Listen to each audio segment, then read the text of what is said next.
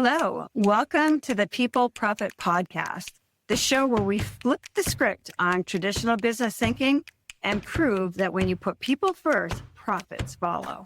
I'm Sandra Coker, your guide on this journey to more engaged teams, loyal customers, and a healthier bottom line.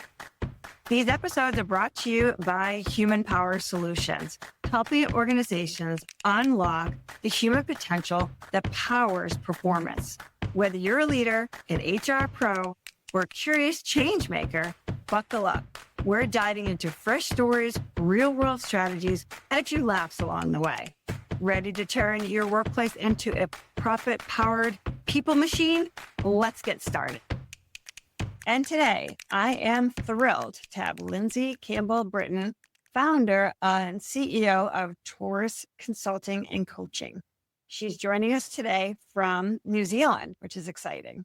Lindsey brings over 26 years of dynamic leadership experience in marketing, communications, and change management, guiding organizations through resilience, transformation, and human-centered leadership.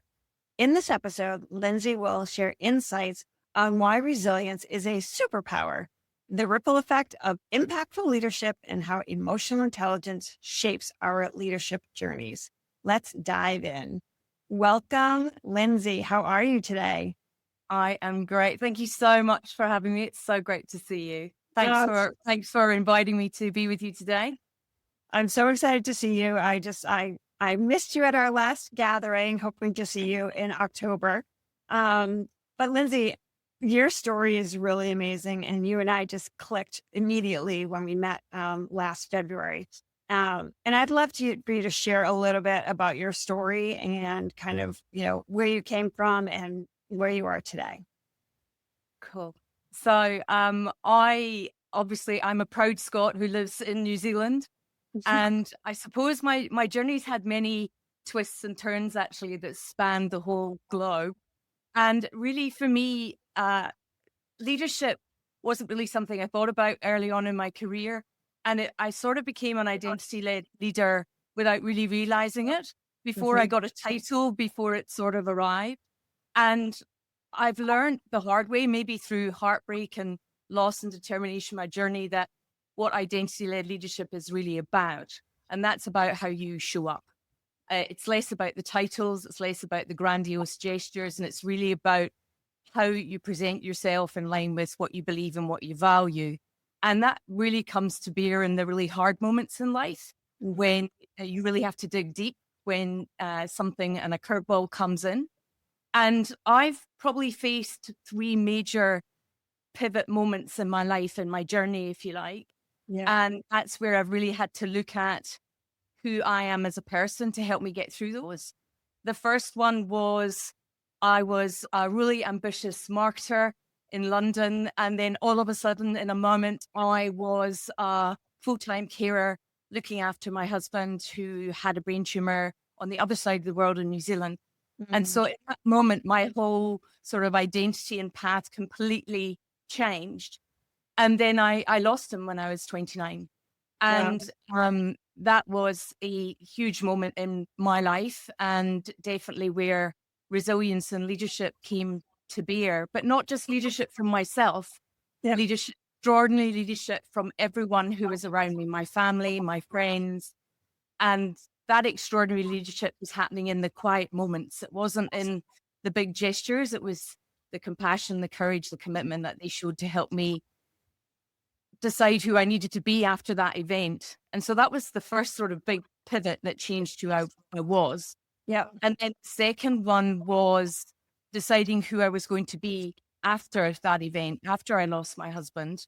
And I decided to be, as you've said, to be a change agent in marketing communications. My passion was really to help marketing communication teams be the best that they could be and unlock the extraordinary leadership version of themselves.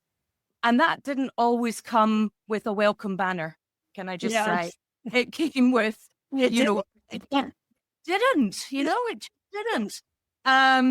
And that was all about the perception of who we were, our identity as a marketing communications team and what we brought. And so I navigated multiple restructures. I navigated high impact changes in operating models, in team makeup, etc. But I also navigated redundancies where I was personally impacted and professional bullying and burnout. So I've lived all the hard aspects of where you need resilience. And again, that got me to a point where I thought, actually, I'm not sure if I'm really living in line with my own values anymore. I got a bit lost along the way. And then I suppose the third big pivot, I was medically injured in a operation in 2016, which left me chronically injured. And Sandra, you know my story here, but I am basically bionic from the waist down. Yeah. I've had a spinal fusion and 4 hip replacement as a result, and my life went from being a fitness fanatic to not being able to live my life in the same way. And so again, having to relook at who I was as a person to live my life to the fullest. And so, you know what I mean? Yeah. So many different iterations, right? You're one person, then something life-changing happens. And then you think, okay, that's my life-changing moment. And then something else and something else. And, one of your mantras is resilience is built, not born. That's right. Absolutely. And, after the death of your husband, which I'm sorry about that, that's a big moment for you. And was there a time that you were just like, the injury, the medical injury, did you feel like, okay, I just can't be resilient anymore? Oh, yes. There was many, many times of anger, tears. I questioned, had I done something wrong in my previous life that I would be deserving of all of this? But actually, what I've learned from that is that I think you get tested when some other force or something knows you can do it. And I really do believe that. And I now use the learnings from all of that time to help others navigate really big moments in their lives and leadership. It's been a gift. And I know you wouldn't think that. I definitely didn't think it at the time when I was cross and I was angry. Yeah. And I think what I would say about that is you have to recognize those feelings as well. Don't, when some people say, oh, don't worry, you'll get over it. It's almost dismissing the emotion that you feel. You have to actually sit in the emotion first and then realize not to linger in it, because lingering in the emotion is sort of wasted time. You have to work out, what am I going to do next? Right. What's the next step?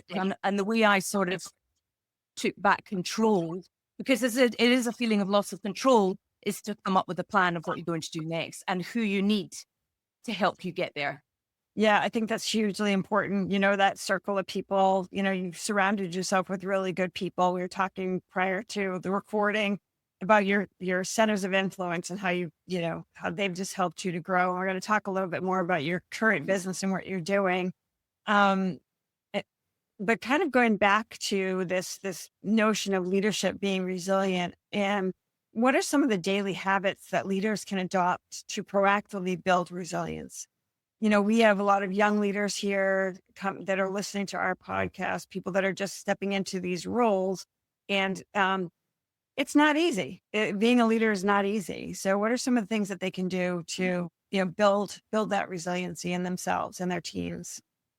I think when people, I think the first thing I would say is identity alignment, which sounds very highfalutin, but it's not. What I mean by that is everyone has an identity. You as a leader, your team, the organization you work for, or the business that you're in, you all have an identity. And that identity is shaped by 5 things: the values you hold, the beliefs that you hold, the habits that you do every day. It's what you do every day to live your values, the behaviors, which are kind of your responses to an external stimuli that's in line with values, and the environment you create, which is either going to nurture your values or it's going to jar with your values. Right. And so the first thing I would say is get yourselves aligned around your identity. So if you're the leader of that team, think about who you are as a person and how you want to lead. And how does that align with the identity of your team and what they need? and the identity and values of the organization and where they want to go. And if you get all of those aligned, then you share them, then already you've got a grounded foundation that is stronger than if you try to do it all on your own. And when you take over the leadership of a new team, that's not necessarily articulated. People don't spend time doing that. And what I've found in my experience is that results in noise, distraction, overcomplication, over-explaining, lack of focus in the wrong area. So I think that would be the first thing that I would advise people to do. And then the second thing that I'd advise them to do is treat your resilience like a muscle. It's something where you need to do reps every day, like you're in the gym. Yeah. And those come from your habits. So what are the habits that would help strengthen your leadership and your cohesion as a team? And that can be the time you spend together, what you're talking about. Yeah. Make your identity part of an ongoing discussion. And I think resilience is your edge. It's about how, when something comes in and it's not going to plan, that's when resilience kicks in. And that's when you can pivot in line with not panicking and with confidence, because you're grounded in who you are as a team and what you believe in. You are more focused because you've not gone into survival mode. You know what it's like when you're in an organization and something comes left field and you suddenly go into survival mode. Yes. And your head becomes foggy. Yep. Noise starts, and you suddenly rush from the information you've just received into some kind of action. You think you have to take action immediately. My advice would be pause for a moment. Pause and just take stock of the information that's come in and who you are as a leader and what you value, and then make some decisions. Don't rush forward into the action, because often that might not be aligned with what you would normally do when you're not in survival mode. It makes you think more creatively about what you might do.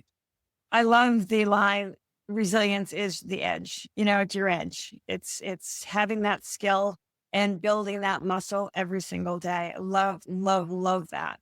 And you're right in terms of, taking a beat. I say take a beat, right? Don't jump into that immediate decision or that immediate problem, that you're going to solve, or an employee that's unhappy or a client that's unhappy. We scramble to make sure that everything is, we want to just react. But taking that minute to think about those things is really, really important. I love that.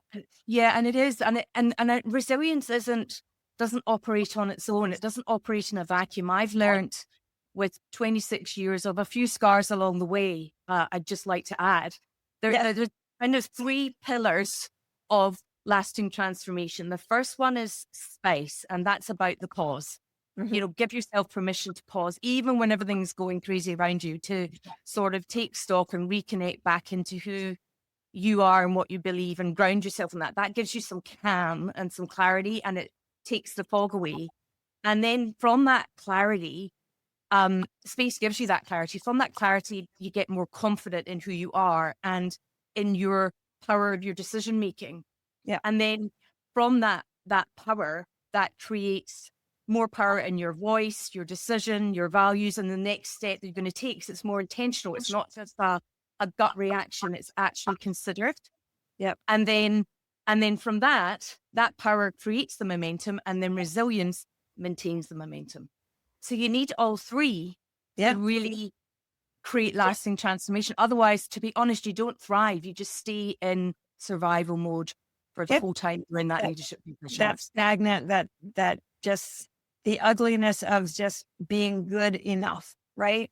I think about companies that are restructuring, they're growing by acquisition, they're adding all these different people, and you've led teams through significant restructuring. And can you tell us, how decisions have this ripple effect throughout the company? Because I think a lot of times, many times, our companies are living in silos, our departments are living in silos, and this change looks good. And then 2 departments down, they're like, what? You just screwed up our entire system. So can you talk a little bit about, the decision making and why you do need to take that pause because of the ripple effect? Because it's what I would call enterprise-wide leadership. And that's actually when you move from being a functional manager to being a leader, in my opinion. It's when you think about the role of your team and the decisions that you made and how it will connect with other parts of the organization to make greater impact. Or it might distract from that impact, or it might create chaos for them. And so if you think about, and I hate this expression, cog in a wheel, but in essence, an organization is a number of cogs. And if they're not interlinked and one is off the reservation making its own decisions and cogging along in its own little way, then it's not actually thinking about the organization as a whole entity, a whole identity. It's thinking of itself as an identity. And when you do that and don't connect it into the other parts, then you make decisions in a vacuum. And I've experienced that so many times. I can tell you so many examples where I've been in I've received a consultation document, and that consultation document has demonstrated to me that decisions have been made at the top around operating models and culture that are not connecting marketing communications, for example, into the business. And they're keeping them out as a support system. So already the identity they thought that marketing and communications hold is, it's not a must-have, it's a support system. But in fact, as we know, successful organizations need to integrate brand marketing communications into their business strategy for maximum impact. And so already you can see a decision has been made around identity that already is taking us as the cog out of the system, and it won't make us as effective. And so you need to think about how, when you're making decisions, the importance of co-design, the importance of co-creation with your stakeholders right from the beginning. It's absolutely critical because they have a perspective that you won't have. It brings a richness of perspective. And the thing for me, I have this saying where I say perspective plus proximity plus purpose equals leadership, presence, and impact. And that's about perspective as a whole organization. It's about proximity to each of your partners and stakeholders. It's about alignment on what you're there to do and the decisions you're making that will be purposeful, and that will give you the impact that you desire. So when you think about value alignment, it's very critical for effective leadership, right? Are there any tricks or any pointers you can give to our listeners? Like, how do they recognize when things are misaligned? What are some of those clues that people can look for? They'll feel it. They might not know what it is, but they'll feel it. So because if you think about your values and your beliefs, they're like your inner GPS. Yeah. They are what you feel fiercely about, even if you're not conscious about it. And what happens is that those values get set into your conditioning, okay? Just to go into the neuroscience for a minute. So 5% of your brain is conscious and 95% of your brain is unconscious. Gotcha. So 5% of your brain is the doing part, and the 95% is the being, and that's where all your beliefs sit. So if you're walking around and you're just in habitual mode in your conscience, then you can't make lasting change without going into your unconscious, which is where your beliefs and your values lie, because you need to reframe those to make change and bring them into your conscious. So it's actually it's when something's out of kilter with your values, you will feel frustrated, angry, icky.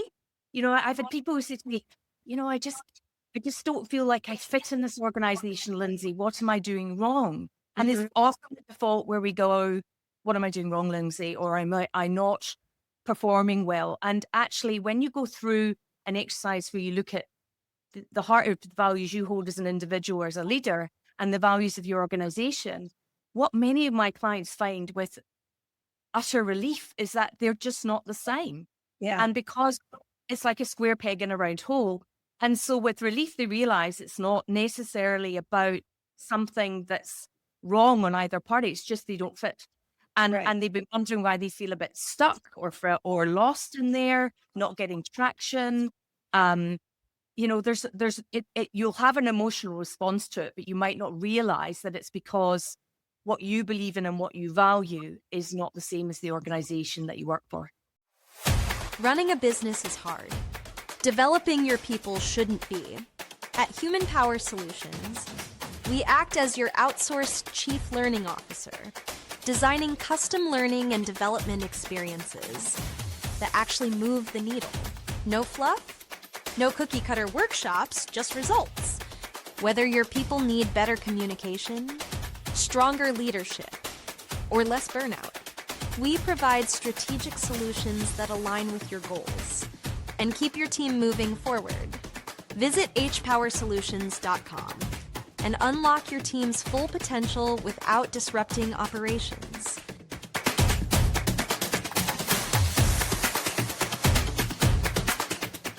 It's so interesting that, your gut kind of, when something's not going well. And it's so hard as a leader to make decisions around that.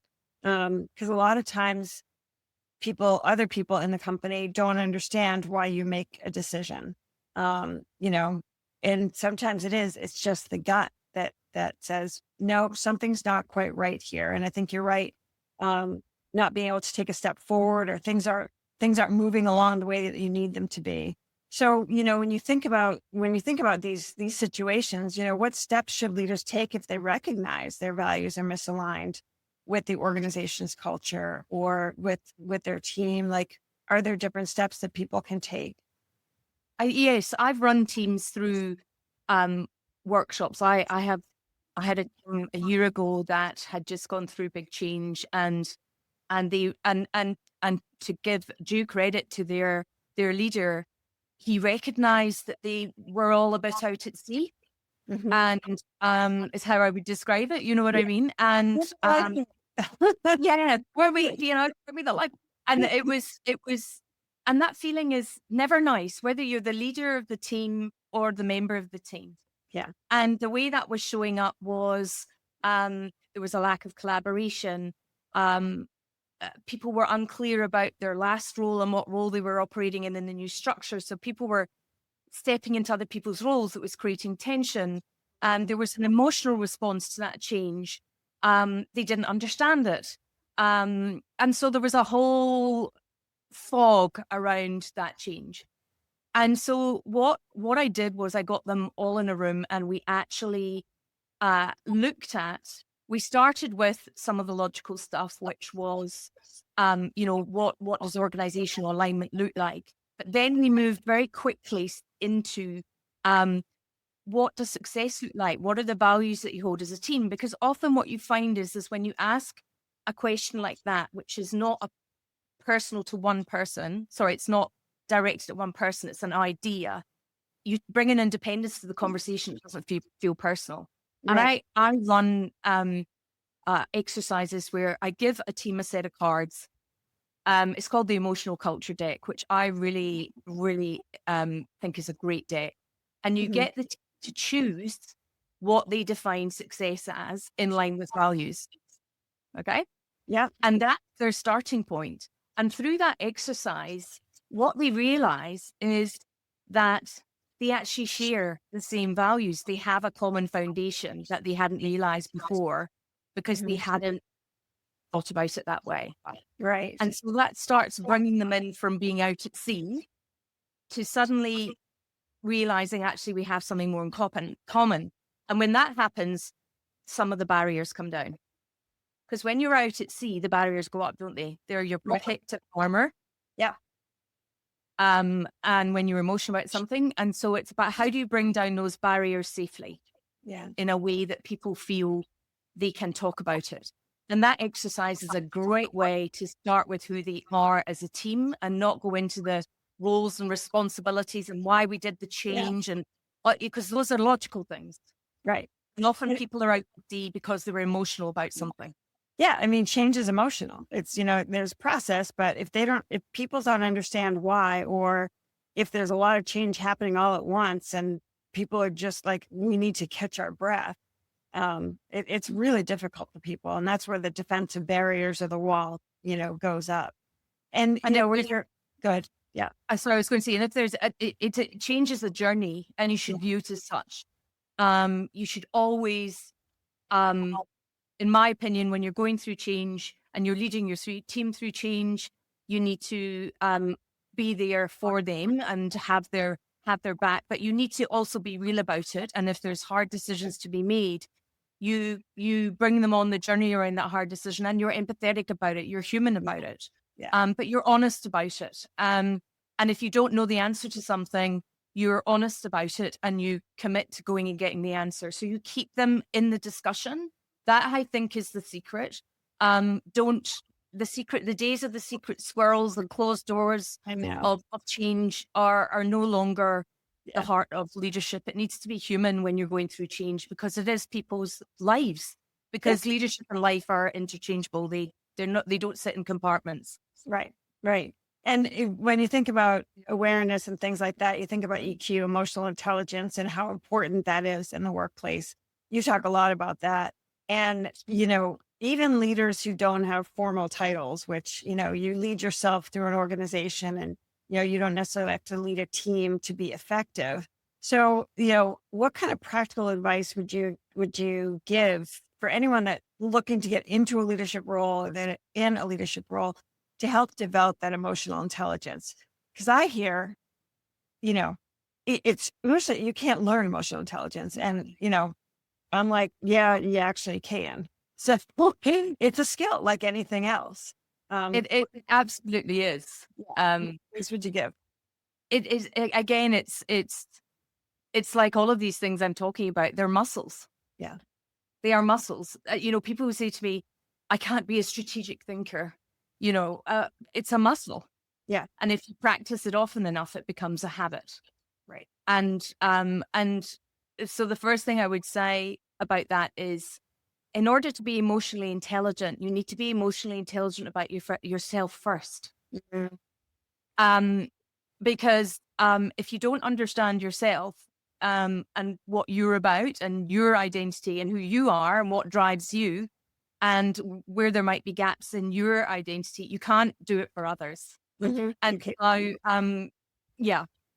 so I have this tool, which is it's kind of like an identity map. It's like your wiring. It shows how your values connect to your beliefs, and then it shows, well, what habits do I need to build to live my values and my beliefs, and what behaviors do I need to build, and what environment do I want to be in.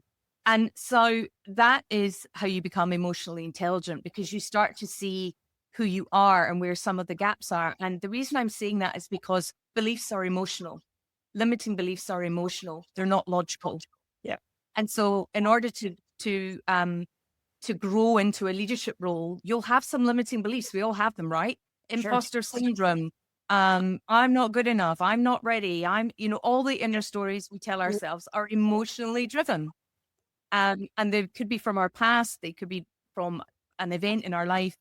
And so you need to get canny, as my mum would say.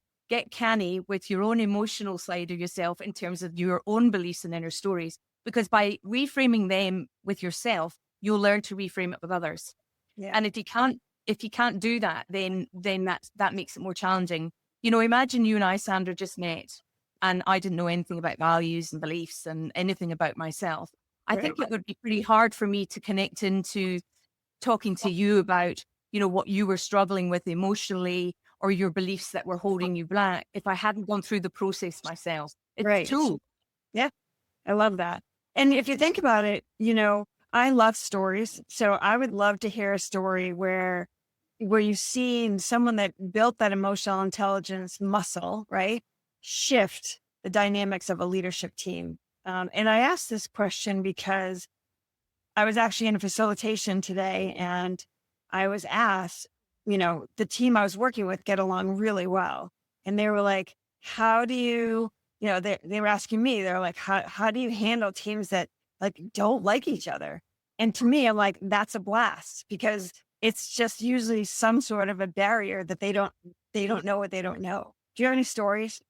Yes, I do. And often I'll bust a myth, which I've often got faced with, which is people will say to me, emotional intelligence is for women, not men. And that, I face that stereotype all the time. And, it's definitely for women, men can't be emotionally intelligent. And that's just not true. And this particular example is a male leader that I work with. And he is more introverted. He's not like me. I'm obviously clearly not an introvert. And the heart of the issue was that he hadn't connected emotionally with his team. He'd come in a big change. He was an introvert. He was male, they were female, and just over time, the lack of maybe openness and communication, because they were younger, less mature in their leadership. He was older, more mature in his leadership. He was making assumptions around what they were thinking. They were making assumptions around what he was doing in his decision making.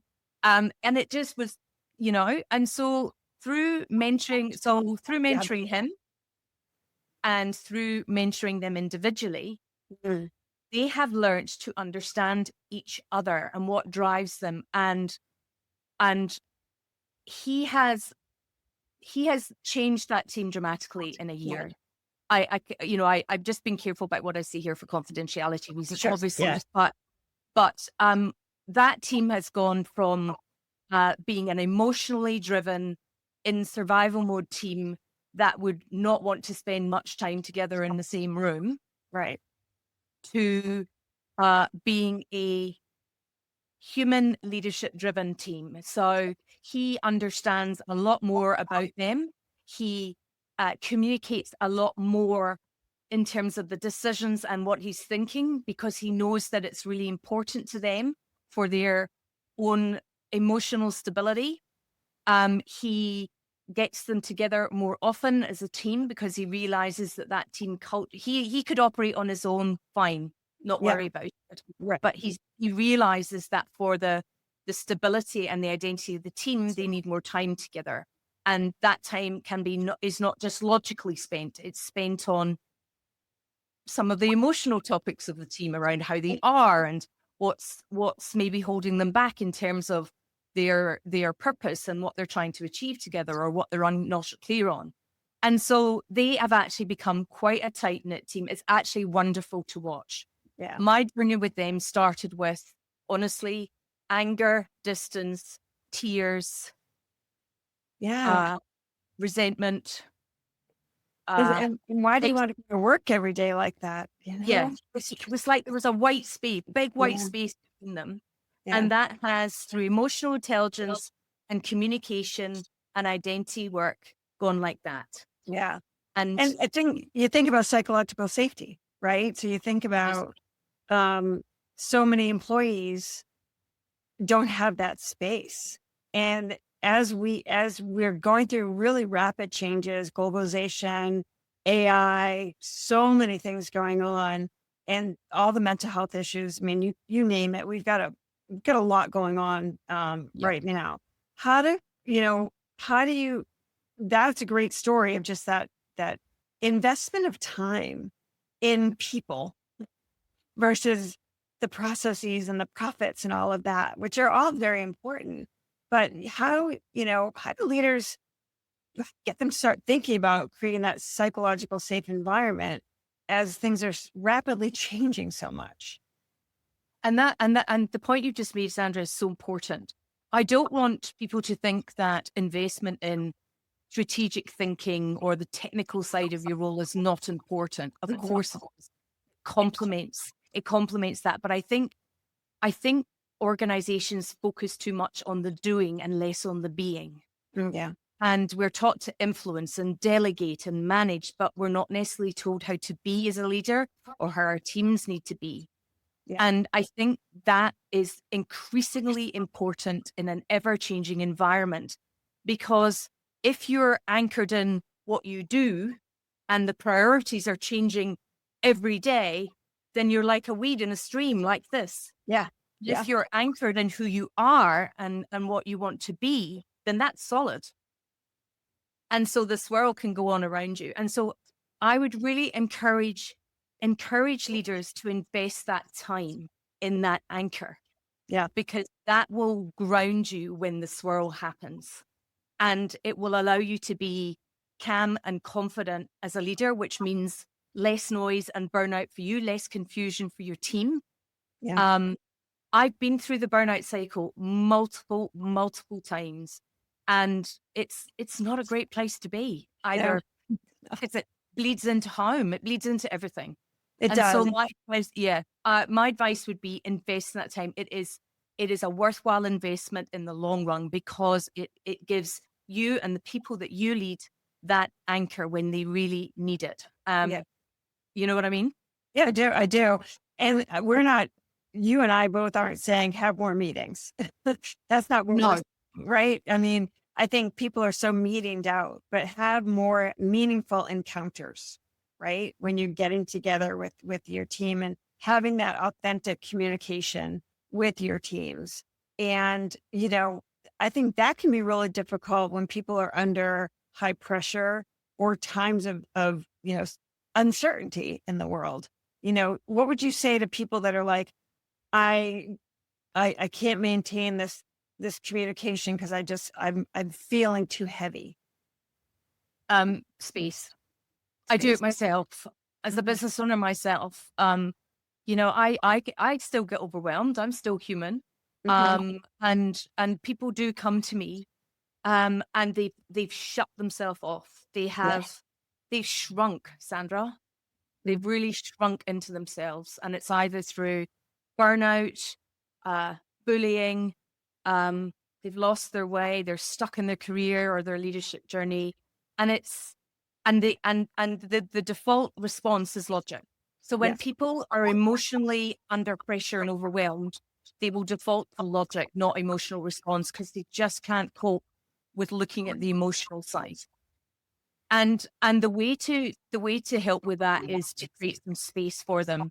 And what I mean by that is space to just step back. So I actually coach virtually, but I also coach in my home. And loads of people have said to me, why don't you have an office in town? And I'm like, because actually people love coming to my home because it's a safe space where they can be to take some space to decide how to actually articulate what's happening inside of them. And sometimes it takes some questions to just peel back some of the logic, but it's in a very gentle way. I don't go, full in with really deep questions. I peel it back in a safe environment to the point where they can finally get to that layer when the breakthrough happens. And that normally comes with tears, I'll be honest. And they're very healthy and cathartic tears. And from those tears comes a strength and a clarity that reinvigorates them. And it's the most satisfying and fulfilling thing to do for someone else. I can't even describe to you. You'll know what I mean, Sandra. I do. It's a gift, and to be able to be part of helping someone break through that freeze or get out of that terrible tight box or space to think differently and think more calmly without just reacting to everything that's being thrown at them is really satisfying. Yeah. So I love this conversation so much. Can you tell us a little bit more about your company, the North, what is True it? North. Yeah, the True North. Talk a little bit about, what you do, what True North means, what impacts you have on people. I just think our audience needs to know who Lindsey is. Well, Turas actually means journey in Scottish Gaelic. Okay. And it was really important to me to reflect my own ancestry. But also it was really important to reflect that life and leadership is a journey, and it's all connected. Turas is where life and leadership meet, in all honesty.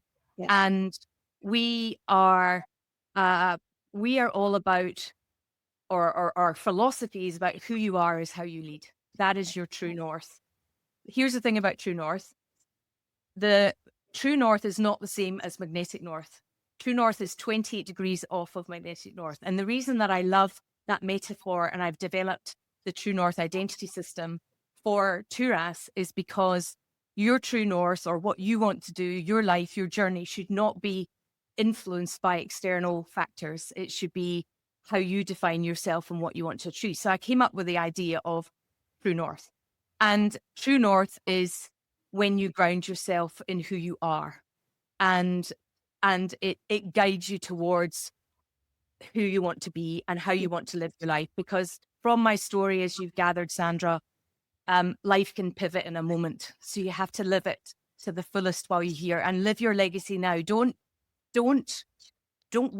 Don't wait to build the legacy you want to leave. You live it now while you're here.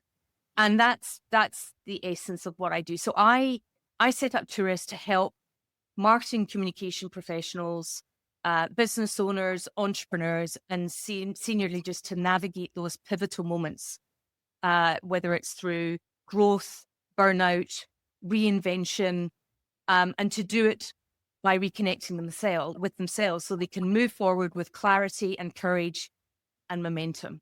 And it lasts because it's anchored in your identity. So it's not a surface quick fix. Right. It's actually going down into the heart of who you are to ground you so that all your future decisions and actions are anchored in that. And so I help people make decisions around their career choices by setting it in their values, or their leadership journey. I have clients who come to me from one career, and they leave with me in a completely different career that's anchored in their values, or they're going to start a business. I've had marketing communications people who are now going into corporate governance. I have a data analyst who's now set up her own business and it's launching this year. And because I'm a business mentor as well, I've taken her through the whole journey. I've walked alongside her the whole journey. And that's why I call Turas that, because I treat people in the whole person, and I can be with them from the beginning when they start with me in their identity. Then we go, what's your career and leadership choices? I can help with that based on your identity. And, you're going to go into a business. I can mentor you through the creation of your business identity and your value proposition and who you want to be and how you want to scale that business in line with your identity. So it's a whole journey, hence Turas, but it's all the idea of who you are. I love it. I want to say thank you so much, Lindsey, for sharing your powerful insights on resilience, authenticity, emotional intelligence, and all the things that we've talked about. Your stories remind us that true leadership deeply impacts not just the workplace, but every aspect of our lives. And I think you're right when you said, leadership isn't just about the workplace. It also affects whatever is going on at home. And I think that's such a key thing. So for everyone listening, remember, leadership isn't just about a title. It's about influencing lives and leaving a legacy. So Lindsey, how can people connect with you? We're going to put it up on the screen, and obviously we're going to put links in our description, but how would they connect with you? They would normally come into a complimentary clarity call with me. I like to speak to people and understand and explore with them where they're really at. And then I can work out which true north identity system it is that we would work within, whether it's for their life and leadership, if it's for their organization as a leader, for their business, or for resilience. And so I offer that because I think people like to hear a bit more about who I am, and it's all about the connection. So the best way is to go to my website and book that call when it suits them. And I'll ask them a few questions in a form beforehand, which will help me understand a lot more about them so we get the best value out of that. But it's really about the relationship and understanding whether we're a good fit and how I can help. So that is the best way that people can come and talk to me. I would suggest. I love that. So, and also they can find you on LinkedIn. They can find me everywhere. I'm everywhere. I'm omnipresent. I'm on LinkedIn. I'm on Insta. I'm on Facebook. I'm on YouTube. I see you all the time, and I just love your images. It's just so makes me want to go to New Zealand and visit you. I do. I genuinely love what I do, and I want to, as a final point, I want to share that The reason that I founded Turas was because I reconnected back with what I really valued in my life when I had faced massive burnout. And that was about meaning. Money had overtaken meaning for me. And then I realized that I wanted to contribute more from who I was. And I retrained as a coach and set up Turas. And so the power of reconnecting back into who you are can be life-changing. I've never looked back. I love the life and the legacy I'm living now. And it was all because of that. So I encourage everyone to do it. It helps you make great decisions and take actions that mean you'll live life to the full. Well, thank you again so much for being on our podcast. I really appreciate the time that you spent with us today and the beautiful points and steps and everything that you had shared with our audience. And for those of you listening, don't forget to subscribe to the People Profit Podcast for more transformative conversations. Until the next time, lead with intention, impact, and integrity. See you soon. That's a wrap on this episode of the People Profit Podcast. If you found a nugget of wisdom or even just a spark of inspiration, share the love, subscribe, leave us a review, and pass the episode along to a colleague who's ready to build a people-first culture. Big thanks to our sponsor, Human Power Solutions, for championing workplace where humans thrive and profits rise. Want to learn how they can energize your team? Head over to hpowersolutions.com to get started. I'm Sandra Coker, reminding you that when you invest in people, you invest in profit. See you next time.